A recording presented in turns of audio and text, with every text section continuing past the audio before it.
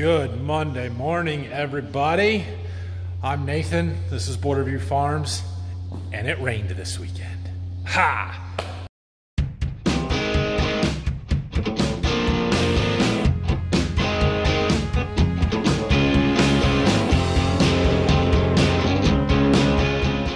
We got, according to our rain gauge here, we got about 1.2 inches right here at the farm. I had 1.6 inches 5 miles west of here, and yeah, it's great. It was the first good rain we've had in quite a while.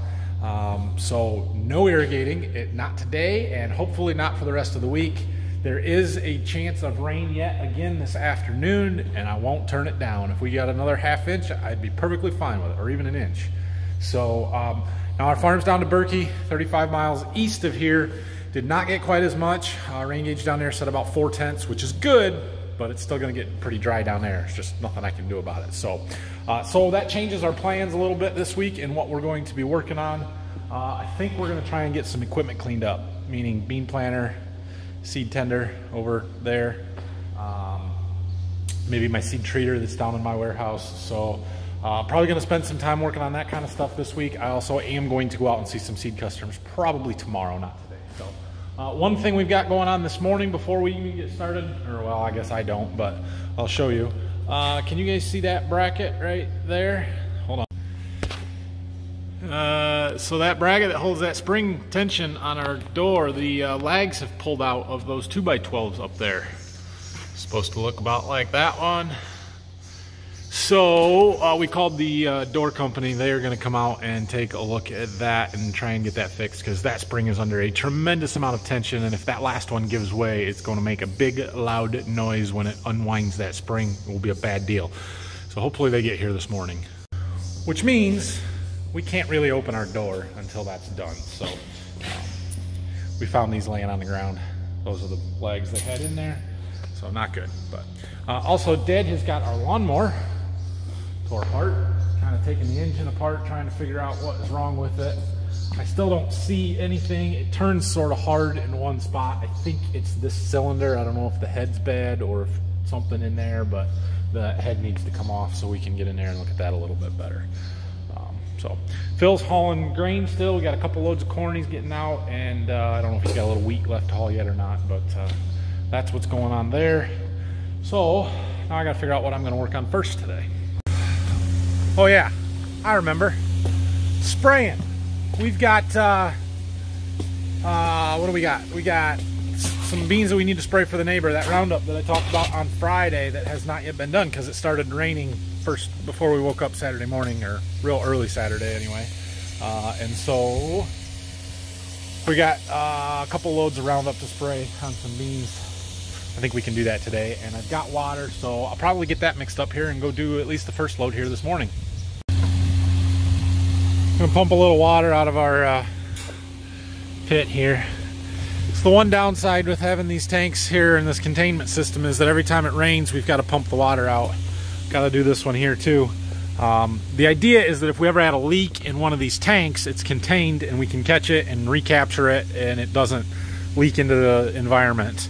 But without a roof over it, it also catches the rainwater. So every time it rains, we've got to pump it out, and we can't use a float or a valve on the sump pump that turns it on and off, because if you had a leak, it would just pump it out. So you got to come out here and manually do it every time it rains. It's fine. Just this is going to take a little bit, and I don't want to have to stand in the water down there, so we'll get these pumped out. I know that this is going to funnel the rain in there a little bit, but that looks like a lot more than 1.2 inches to me.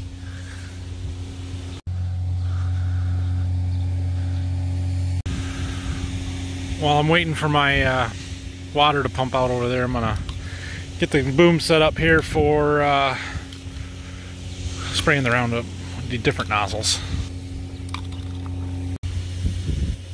Okay, got all the nozzles changed.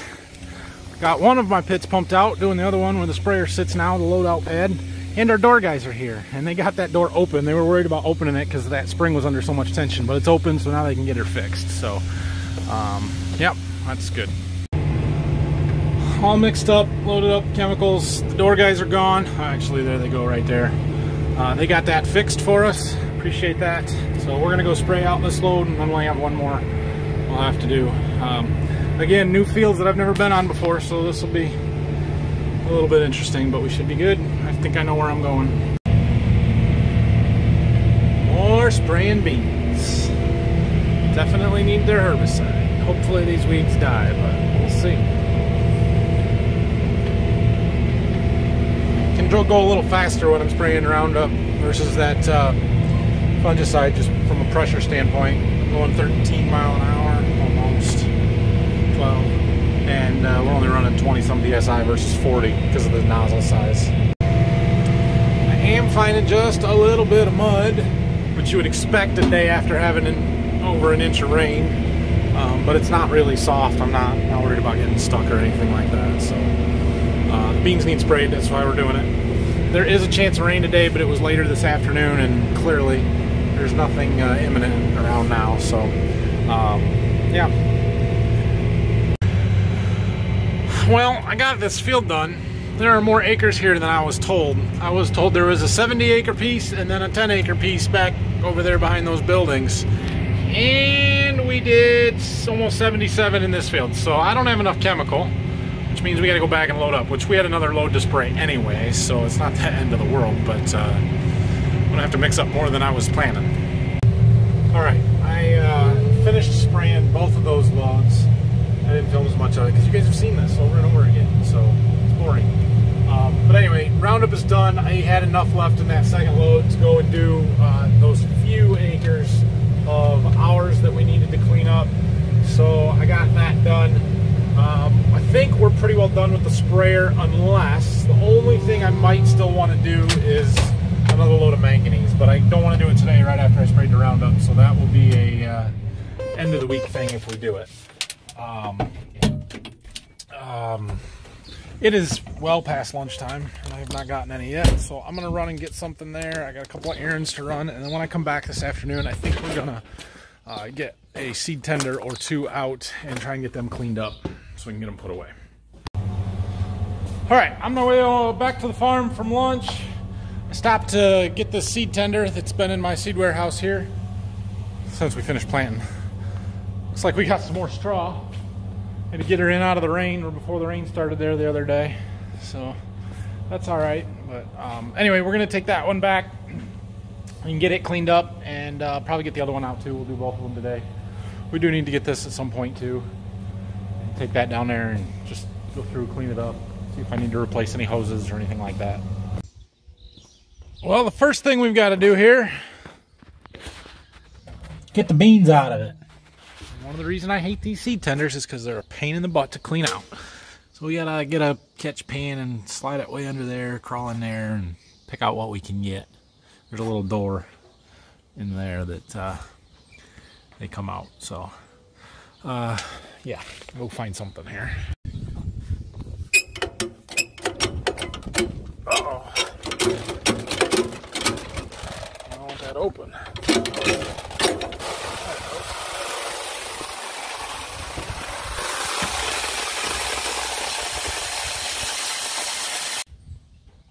All right, well, I think that's about what we're gonna get.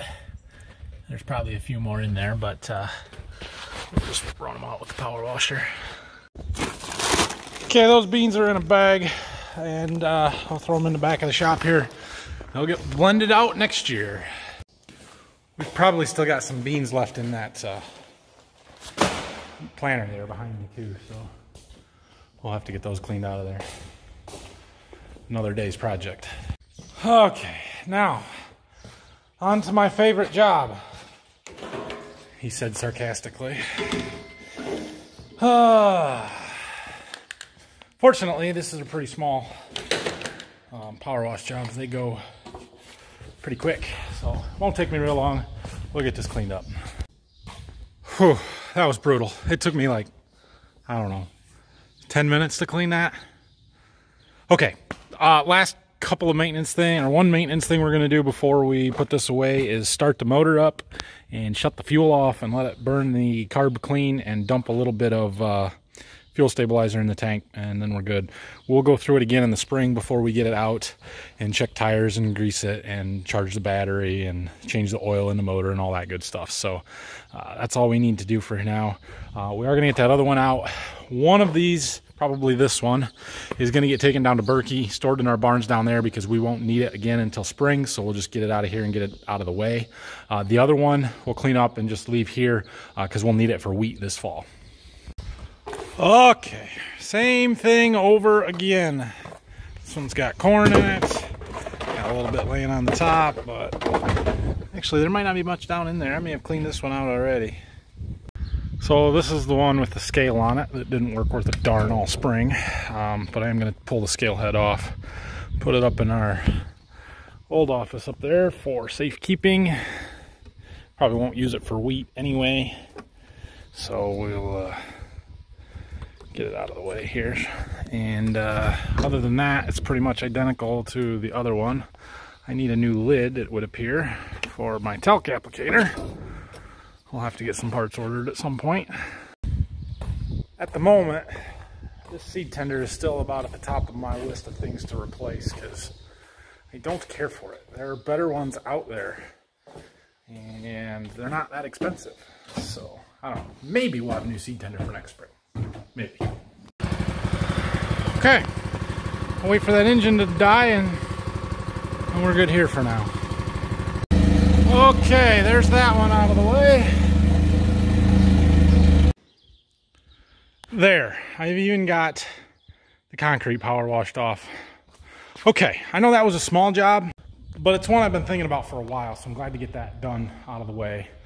We do still obviously have this big job sitting here that needs done, but I don't feel like doing it today. It's 4 o'clock, so I'm not starting that today. So, yeah, so the video's now that we're done spraying beans and we're done irrigating for a few days anyway, but wheat harvest is over and stuff, so we've kind of got this little bit of downtime between now and fall harvest where we got a lot of odd jobs and things to do. So there's going to be some slow videos, and then there's going to be some exciting ones and stuff, and today may be a little bit of a slow one, but that's okay. We'll have some other ones. So let's talk about plans for the next month here. Obviously we've got to finish getting our combine ready. I'm waiting to hear back from that guy on those concaves and when he's coming out. So we're got to get those fixed. He said first week of August, which would be this week sometime. So we'll see. But we've got some other things that we need to do to the combine. I've got a couple of belts that we need to change. I think they're over on the bench or somewhere. Put those concaves in, get everything set up, ready for doing soybeans and corn this fall. Which it won't take a lot, we just have to do it. Let's see, what else? I've got a little project on our grain system, our grain bins out here that I want to work on. I might get to it by the end of the week, maybe next week, we'll see. So that's something I've got, and by the end of the month, we had some soil samples taken here right after the wheat came off, and we're starting to get results back on that. We've got some lime lined up to get spread, and we're going to get some chicken litter spread here sometime, hopefully this month, kind of as our fertilizer program. And as soon as they get that stuff done, the lime and the chicken litter, then we are going to have some tillage work to do. We'll do some chiseling, running our ripper across a lot of that wheat stubble, and then we're going to work it down with a field cultivator and plant some cover crops into that. So that's going to be happening. I've got wheat and cover crop stuff coming here by the end of the month. I need to go out and sell some more wheat, or at least talk to guys and see if they want any. And you know, who knows where we'll be with the irrigation. We're probably good for this week, but that doesn't mean anything really long term, so we may be working on that some more. So still a lot of stuff going on. The pace slows significantly here though for at least the next month and a half. But anyway, for the rest of today, I've got a little bit more computer work to do, and I will show you that because this is kind of interesting stuff, at least for me. Oh, then there's this that should probably be cleaned up at some point. Oh, yeah. So I think I last winter kind of showed you guys this spreadsheet that I make. Basically, it is a list of all of our farms. This one happens to just be soybeans. Let's add corn and wheat in there. So this is a list of all of our fields, what crop is getting planted, how many acres are in them, and then it also calculates out my planting rate and how many units I need, what varieties are going where, population, starter stuff for the corn ground, whether it's going to wheat, how much nitrogen we need, all that kind of stuff is in this. This is kind of my master planning. This is what we do spreadsheet. Well, it's time to make one for 2021, believe it or not. So, figuring out our crop rotation this year is relatively easy, although I do have to sit down and go through some stuff with all the prevent plant stuff from 2019, from a year ago, and that may affect 2021 still a little bit. But for the most part, anywhere that we have corn planted right now will be planted to soybeans next year. Some of our soybean ground that's currently soybeans will get wheat planted this fall. We figured that out a year ago. We already know what those fields are. And then the remaining acres of soybeans and all of the acres that were wheat this year will be planted to corn next year. So I need to go through my spreadsheet, clear out all of last year's data, make a copy of it, and then clear out all of the 2020 data and start figuring out, okay, this field's going to corn, this field's going to beans, this field's going to wheat, all the way down the list. See what the acre split is and whether we're happy with that acre split, or we want to try and do some corn on corn somewhere, or some beans after wheat, or whatever, to try and even out the number of acres so that we're fairly close. We like to stay about even corn and beans, and somewhere between 450 and 500 acres of wheat every year. And so I kind of need to start planning that for a couple of reasons. One, I need to figure out exactly how much wheat seed we need and what varieties we want to plant where, so that I can get all of that stuff lined up. And two, by the end of this month, it's going to be time for me to place a corn and bean order for 2021. And so I need to know how many acres of each crop we're going to have a reasonable idea of how much to buy. So that's why this kind of needs to start happening. And before too long, it'll be time to start thinking about locking in some fertilizer for next year, 28 nitrogen, all that good stuff. And so, yeah, that's what I'm going to work on here for the next few minutes. Okay, so after going through and just putting stuff into what their straight rotation should be, we end up almost 200 acres heavy on corn, more than beans.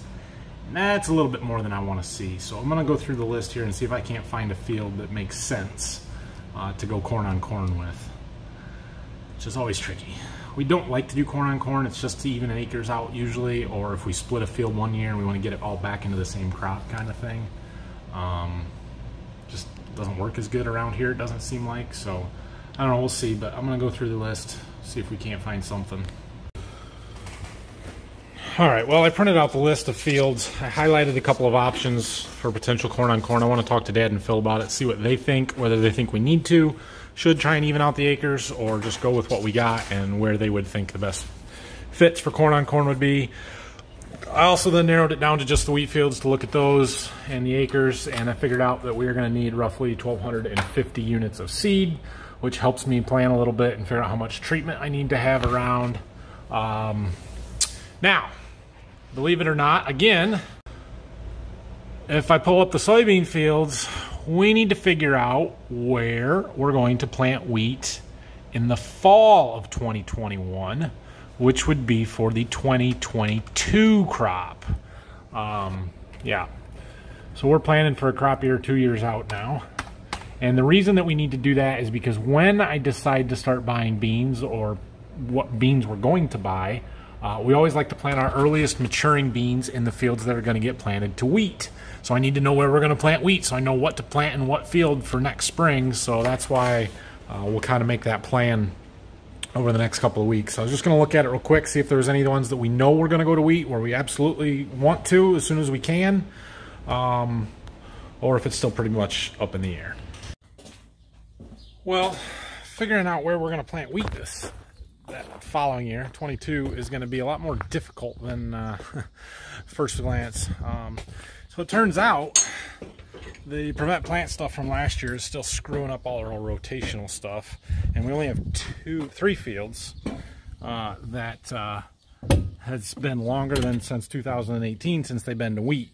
So those 3 will for sure go to wheat, but then the rest of it, is a little up in the air yet, and I don't know. We may try and get some wheat back down to Berkey again, which we haven't since 2015, I believe was the last time we had wheat there.